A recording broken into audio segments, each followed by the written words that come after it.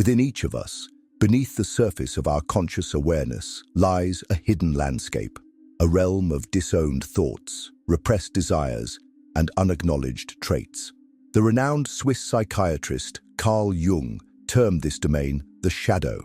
It is not inherently evil, as some might misunderstand. Rather, it is the repository of all that we have deemed unacceptable, inconvenient, or too painful to integrate into our conscious self-image. And until we dare to turn and face these hidden aspects, they often exert a powerful, unseen influence over our lives, subtly steering us towards patterns of self-sabotage, keeping us trapped in cycles we struggle to understand. Have you ever found yourself repeating the same mistakes, despite your best intentions? Do you recognize patterns of behavior that undermine your goals, your relationships, or your sense of peace, yet feel powerless to change them? This is often the signature of the unacknowledged shadow at work. It whispers from the unconscious, projecting its disowned contents onto others or driving us towards actions that ultimately harm us, all in an attempt to be seen, to be heard, to be integrated. Today, we delve into 5 of the most common and potent shadow aspects that, when left unexamined, become architects of our self-sabotage. We will explore the inner critic, the eternal victim, the unyielding perfectionist, the compulsive pleaser, and the anxious controller. We will uncover how these aspects form, how they manifest in our daily lives, in our careers, our relationships, our private thoughts, and most importantly, how we can begin the courageous work of bringing them into the light, transforming their destructive power into a source of profound strength and wholeness. This journey requires honesty and a willingness to look at parts of ourselves we might prefer to ignore, but the reward is liberation, freedom from the invisible chains of self-sabotage, and the reclaiming of your authentic power. If you feel that unseen forces are holding you back, if you sense that parts of you are working against your deepest desires, then stay with me. For understanding these 5 shadow aspects is the first crucial step towards breaking free and forging a more conscious, integrated, and empowered life.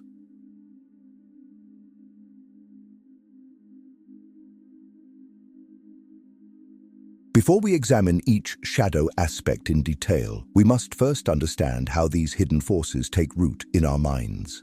The shadow begins to form in early childhood. As we develop, we quickly learn which traits, emotions, and behaviors are acceptable to our parents, our teachers, our peers, and which are not. The angry outburst that led to punishment, the vulnerability that was met with ridicule, the selfishness that caused rejection. Gradually, we push these unacceptable parts of ourselves into the unconscious, creating what Jung called our shadow. This psychological mechanism serves a purpose initially. It helps us fit in, gain approval, and function in society. But there's a price to pay. What we repress doesn't simply disappear.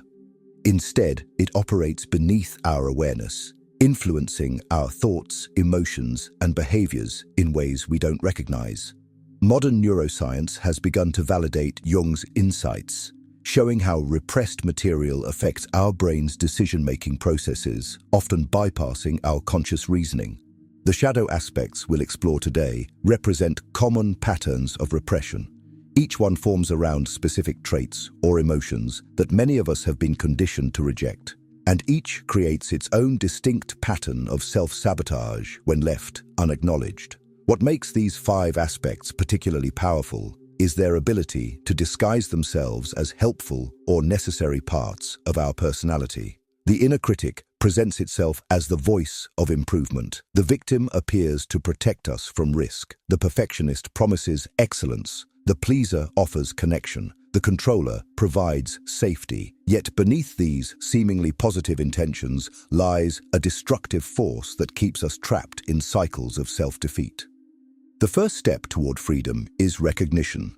By bringing awareness to these shadow aspects, we begin to loosen their grip.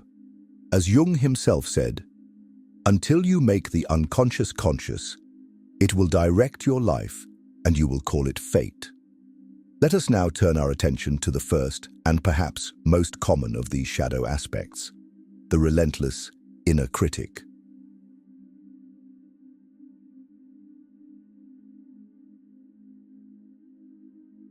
The inner critic is perhaps the most recognizable shadow aspect. It manifests as that familiar voice in your mind that constantly judges, evaluates, and finds you lacking. You're not good enough. Who do you think you are? You'll never succeed. Everyone can see through you. These harsh assessments feel like truth because they often echo messages we internalized long ago from parents, teachers, peers, or society. This aspect typically forms in childhood when we experience consistent criticism or impossibly high standards. To protect ourselves, we internalize the critical voice, believing that if we judge ourselves first and harshly enough, we might avoid external criticism or failure. The inner critic convinces us it exists to help us improve, to keep us humble, to drive us toward excellence. But its true effect is quite different. The self-sabotage of the inner critic operates through several mechanisms. First, it creates paralyzing self-doubt that prevents action. How many opportunities have you avoided because that voice convinced you that you weren't qualified, talented, or worthy enough? Second, it fosters a harsh relationship with yourself, making self-compassion nearly impossible. This internal hostility creates chronic stress, anxiety, and even depression, states that severely limit your capacity to function at your best. Third, and perhaps most insidiously, the inner critic distorts your perception of reality. Research in cognitive psychology shows that self-critical thoughts activate the brain's threat response system, narrowing your focus to perceived flaws and failures while filtering out evidence of your capabilities and successes. This creates a self-reinforcing cycle. The more you listen to the critic, the more evidence it finds to support its negative assessment. In relationships, the unacknowledged inner critic often projects its judgment onto others. You may assume others are criticizing you when they aren't. Or you might become hypercritical of those around you, unconsciously inflicting on others the same harsh treatment you inflict on yourself. In your career, this shadow aspect might drive you to work excessively to prove your worth, yet simultaneously undermine your confidence to pursue advancement or recognition. Have you noticed this voice in your own mind? Do you recognize how it limits you, how it keeps you small? The path to integration begins with awareness, distinguishing between constructive self-evaluation and toxic self-criticism. Next comes the practice of self-compassion, treating yourself with the same kindness you would offer a good friend. Research by Dr. Kristin Neff has shown that self-compassion actually leads to greater personal improvement than self-criticism, contrary to what the inner critic would have you believe. Finally, dialogue with this aspect can be transformative. Ask your inner critic when it first appeared in your life. What was it trying to protect you from? Acknowledge its protective intention, even as you set boundaries with its methods. With practice, the harsh voice of judgment can transform into the wise voice of discernment, evaluating without condemning, guiding without shaming.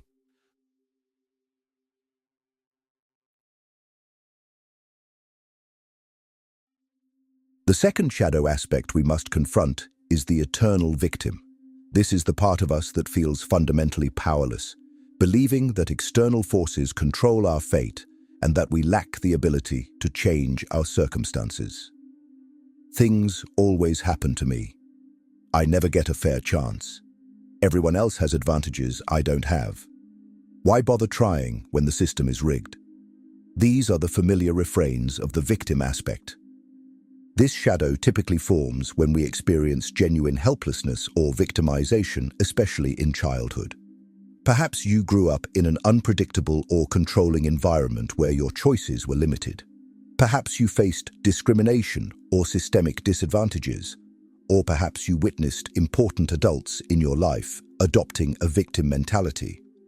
To cope with the pain of genuine powerlessness, the psyche sometimes clings to the victim role even when actual choices become available later in life. The self-sabotage of the eternal victim operates through learned helplessness, a concept identified by psychologist Martin Seligman. When we repeatedly experience situations where our actions don't change outcomes, we eventually stop trying, even in new situations where we could succeed. The victim aspect convinces us it's protecting us from disappointment or further harm by lowering our expectations and efforts. But in reality, it traps us in stagnation and prevents growth. This shadow aspect creates specific behavioral patterns. You might unconsciously seek evidence that confirms your powerlessness while ignoring opportunities for change. You may find yourself repeatedly in situations where you feel victimized, unknowingly drawn to dynamics that reinforce this familiar identity. Or you might refuse to take risks or make decisions, preferring to let circumstances or others decide for you, thus avoiding responsibility for outcomes. In relationships, the unacknowledged victim often attracts rescuers or controllers, creating codependent dynamics where personal power remains external. Or it may lead to chronic complaining without action, which eventually alienates others. In your career, this aspect might prevent you from advocating for yourself, taking initiative, or pursuing advancement, all while building resentment toward those who do. Do you recognize this pattern in yourself? Do you find yourself focusing on obstacles rather than possibilities? Do you often feel that others have power that you lack? The integration of this shadow aspect begins with acknowledging both the reality of external limitations and your capacity for choice within those limitations. It requires distinguishing between genuine victimization, which does occur and should be recognized, and the victim mentality that persists beyond it. The practice of taking small, deliberate actions, even in seemingly insignificant areas, helps rewire the brain's sense of agency. Setting boundaries, making decisions, and accepting appropriate responsibility all help transform the victim into the empowered self. As you practice agency, you may need to process grief for times when you truly were powerless, honoring those experiences without letting them define your present or future.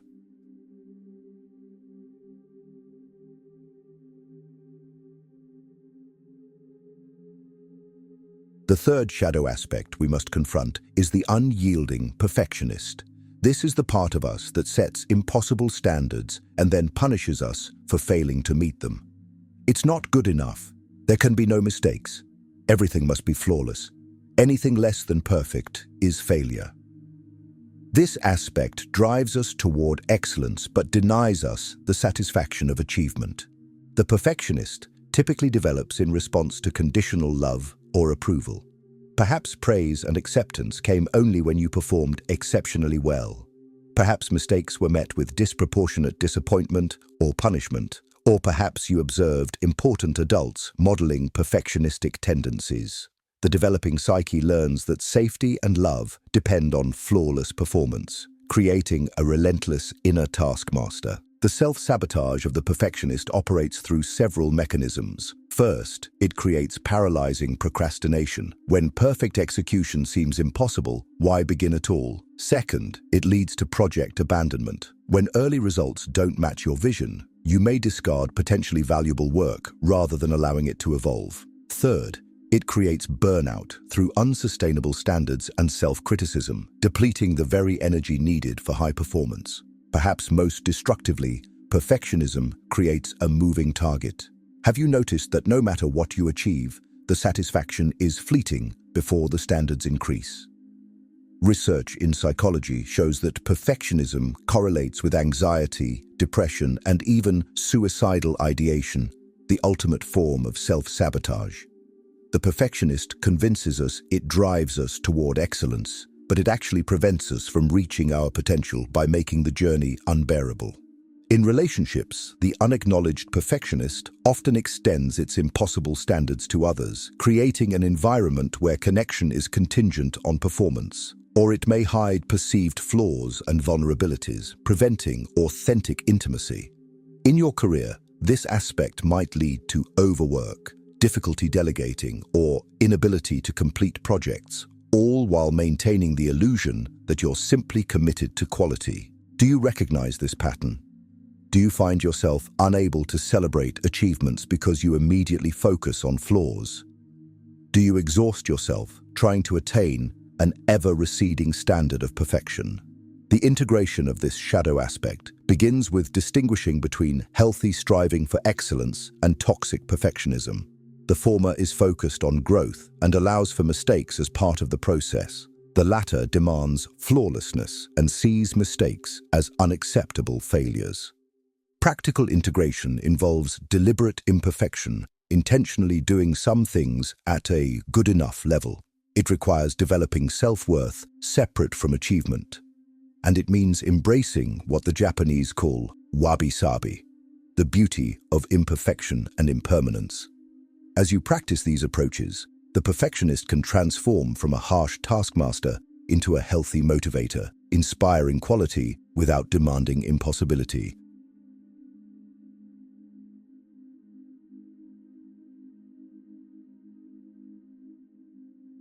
The fourth shadow aspect we must confront is the compulsive pleaser. This is the part of us that subordinates our own needs, desires, and boundaries to win approval and avoid conflict. What do you need? I'm fine with whatever you want.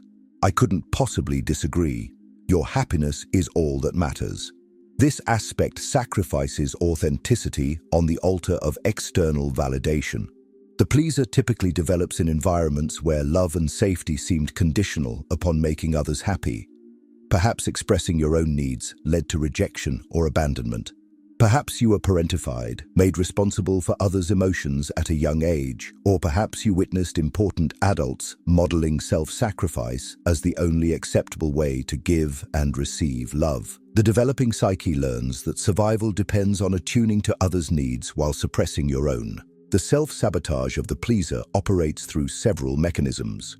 First, it creates a false self, a carefully constructed persona designed to be acceptable to others but disconnected from your authentic desires and needs. Second, it leads to resentment. When you consistently override your own boundaries, anger inevitably builds, often emerging in passive-aggressive ways that damage relationships. Third, it creates decision paralysis. When your choices are always based on others' reactions, you lose touch with your own internal compass. Research in psychology shows that chronic people-pleasing correlates with higher stress levels, poorer health outcomes, and greater vulnerability to exploitation. The pleaser convinces us it creates connection and harmony, but it actually prevents genuine intimacy by offering a false version of yourself to others. True connection requires authenticity, the very thing the pleaser sacrifices. In relationships, the unacknowledged pleaser often attracts those who exploit this tendency, creating unbalanced dynamics where your needs remain perpetually secondary. Or it may lead to sudden relationship ruptures when accumulated resentment finally explodes. In your career, this aspect might prevent you from negotiating fairly, setting professional boundaries, or pursuing paths that others might disapprove of, all while building internal frustration at being undervalued. Do you recognize this pattern? Do you find yourself saying yes when you want to say no? Do you know what you actually want, or are your desires always shaped by what will please others? The integration of this shadow aspect begins with reconnecting to your authentic needs and desires, which may feel foreign after years of focus on others. It requires practicing the art of disappointing others, starting small, and building the muscle of boundary setting. Practical integration involves distinguishing between genuine generosity, which comes from fullness, and compulsive pleasing, which comes from fear.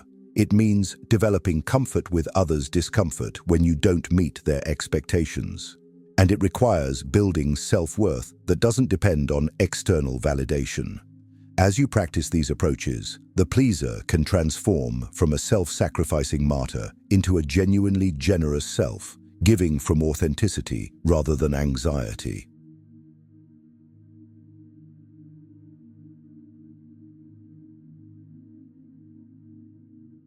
The fifth and final shadow aspect we must confront is the anxious controller. This is the part of us that seeks to manage uncertainty through domination of our environment, our circumstances, and sometimes the people around us. Everything must be predictable. I can't trust others to do it right. If I plan for every contingency, nothing can go wrong.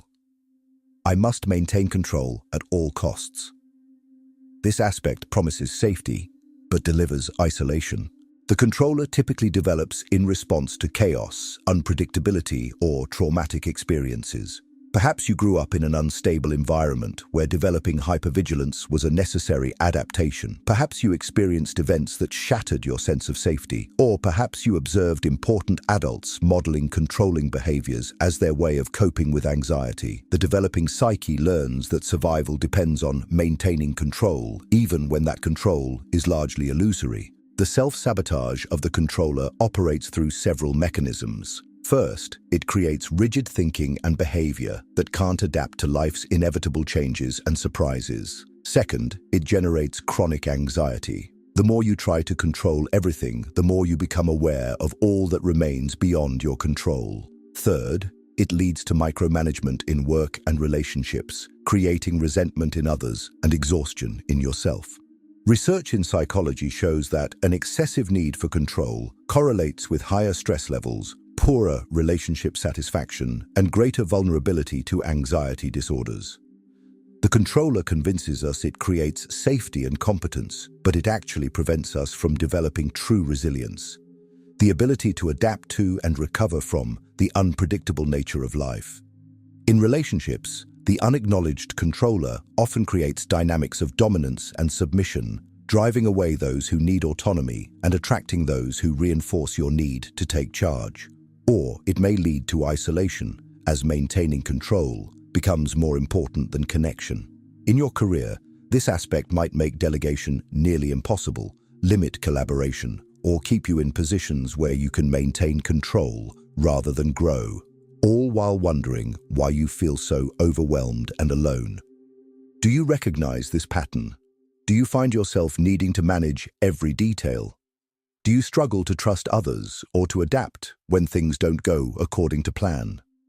The integration of this shadow aspect begins with distinguishing between healthy influence, which acknowledges the limits of control, and unhealthy control, which denies these limits. It requires developing tolerance for uncertainty, starting small and gradually expanding your comfort with the unknown. Practical integration involves practicing surrender in safe ways. It means developing trust in your ability to adapt rather than your ability to predict and prevent.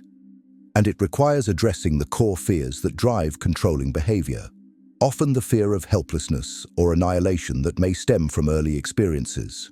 As you practice these approaches, the controller can transform from a rigid dictator into a flexible navigator, guiding without dominating, influencing without controlling.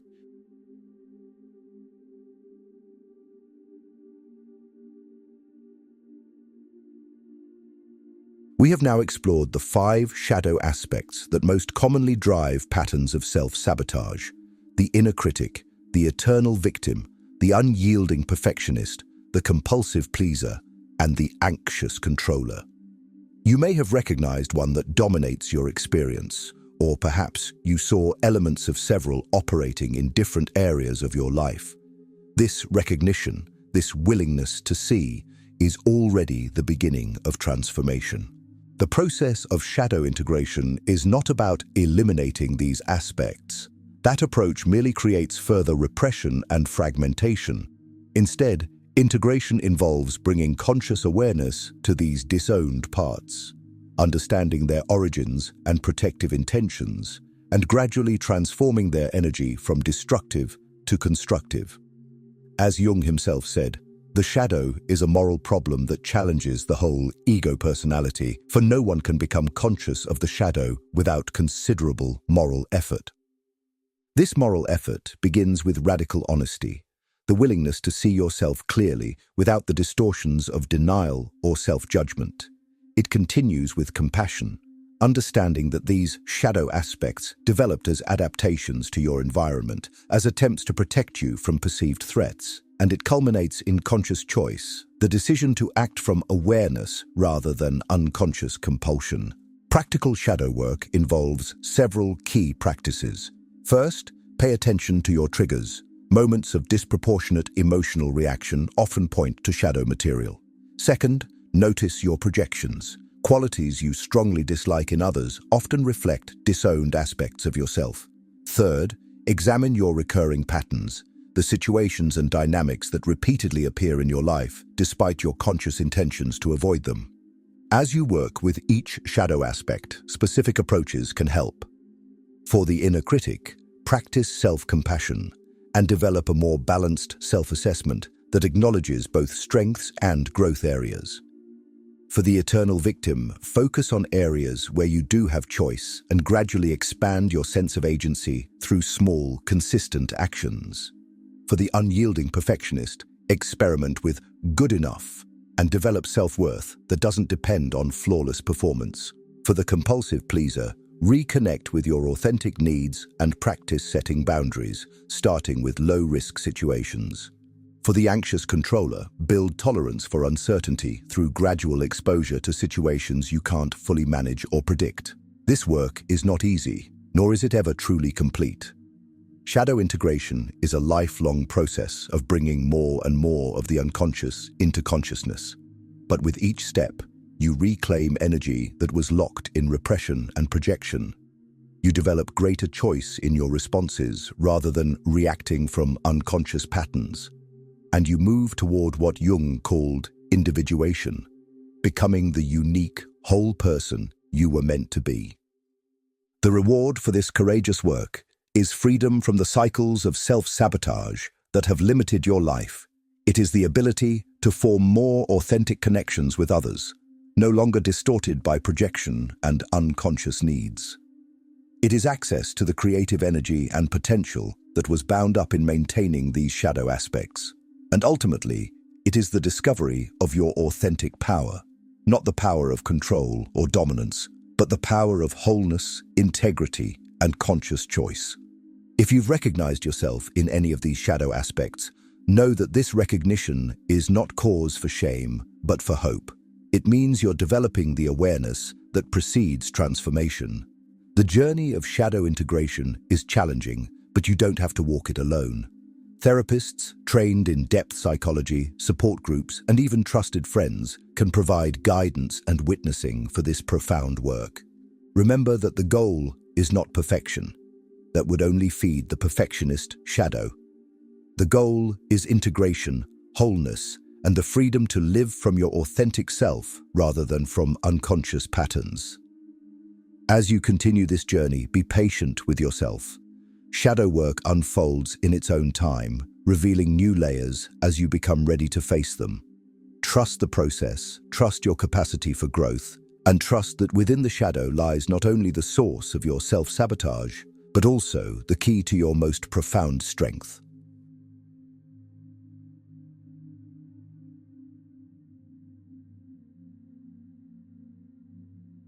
We've traveled deep into the territory of the shadow, examining 5 aspects that commonly drive patterns of self-sabotage.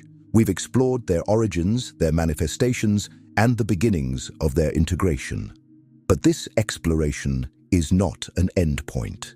It is a doorway into a continuing journey of self-discovery and transformation. As you move forward from here, I encourage you to approach this work with both courage and gentleness. Courage to look honestly at the patterns that have limited your life. Gentleness to understand that these patterns developed for reasons, often as the best adaptations available to you at the time. This balance of truth and compassion creates the alchemical container in which genuine transformation becomes possible. Start where you are. Perhaps you've identified one shadow aspect that clearly dominates your experience. Begin there, working with the specific practices we've discussed for that aspect. Or perhaps you've recognized several operating in different areas of your life. In that case, notice which one causes the most immediate suffering or limitation, and focus your initial efforts there. Remember that shadow work is not linear. You may experience periods of insight and integration, followed by times when old patterns reassert themselves. This is not failure. It is the natural rhythm of psychological growth. Each cycle of awareness brings you closer to genuine transformation, even when progress doesn't feel linear or immediate. If this exploration has resonated with you, if you sense that unacknowledged shadow aspects may be driving patterns of self-sabotage in your life, I invite you to continue this journey. Explore the resources mentioned. Consider working with a qualified therapist who understands depth psychology. Keep a journal of your triggers, projections, and recurring patterns. And most importantly, maintain that balance of honest self-observation and compassionate understanding. The reward for this work is nothing less than liberation, freedom from the unconscious patterns that have limited your life and relationships. It is the reclaiming of energy that has been bound in repression and projection. It is access to parts of yourself, creativity, power, joy, peace, that may have remained inaccessible while these shadow aspects operated unconsciously. As Jung himself said, there is no coming to consciousness without pain. The journey of shadow integration will challenge you. It will ask you to look at aspects of yourself that may feel uncomfortable or even shameful. But beyond that discomfort lies a profound gift, the gift of choice, of authenticity, of wholeness. The gift of a life no longer driven by unconscious self-sabotage, but guided by conscious intention and integrated wisdom. The shadow contains not only our darkest aspects, but also some of our greatest potential. By facing these 5 shadow aspects, the inner critic, the eternal victim, the unyielding perfectionist, the compulsive pleaser, and the anxious controller, you begin to transform what has been a source of limitation into a wellspring of strength and authenticity. This journey continues beyond our exploration today. If you've found value in understanding these shadow aspects, I invite you to join me in future explorations of the human psyche and its transformation. Together, we can continue to uncover the hidden forces that shape our lives and discover the profound freedom that comes from bringing the unconscious into consciousness. If this exploration of shadow aspects and self-sabotage has resonated with you, consider subscribing to continue our journey into the depths of psychology and philosophy. Each video offers a map for navigating the complex terrain of the human psyche, helping you understand the hidden forces that shape your mind, identity, and reality. The path of self-knowledge is challenging but infinitely rewarding, and you don't have to walk it alone.